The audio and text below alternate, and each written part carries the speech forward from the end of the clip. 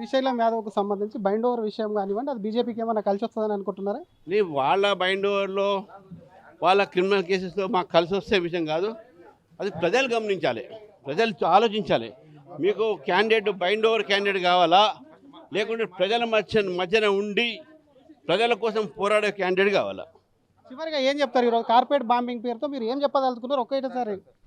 ఒకేసారి 60 కేంద్రాల్లో ఈరోజు భారతీయ జనతా పార్టీ ప్రతి నాయకుడు, ఎమ్మెల్యేలు, ఎంపీలు, ఎమ్మెల్సీలు ఎవరైతే ఇక్కడ అవైలబుల్ ఉన్నారో అందరూ కూడా ఈరోజు ఇంటింటికి పోయి బీజేపీని గెలిపించమని చెప్పేసి ఒక వినూత్న రకమైనటువంటి ఈ యొక్క కార్పెట్ బాంబింగ్ చేశాము. 60 కేంద్రాల్లో జూబ్లీస్ దద్దరిల్లింది భారతీయ జనతా పార్టీ యొక్క క్యాన్వాసింగ్తో.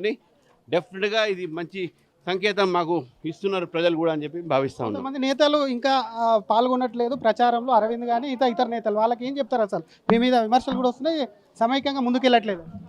అందరూ కలిసి పనిచేస్తున్నారు, ఎవరు కూడా సమైక్యంగా ఏదైతే పనిచేయట్లేదో తప్పది.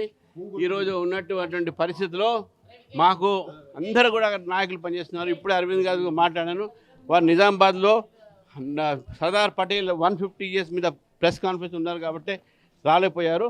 అందరూ కూడా టచ్లో ఉన్నారు. ఇవన్నీ కూడా బీఆర్ఎస్ కాంగ్రెస్ పార్టీ మీడియా వాళ్ళు ద్వారా ఇవన్నీ ప్రచారం చేస్తూ ఉన్నారు.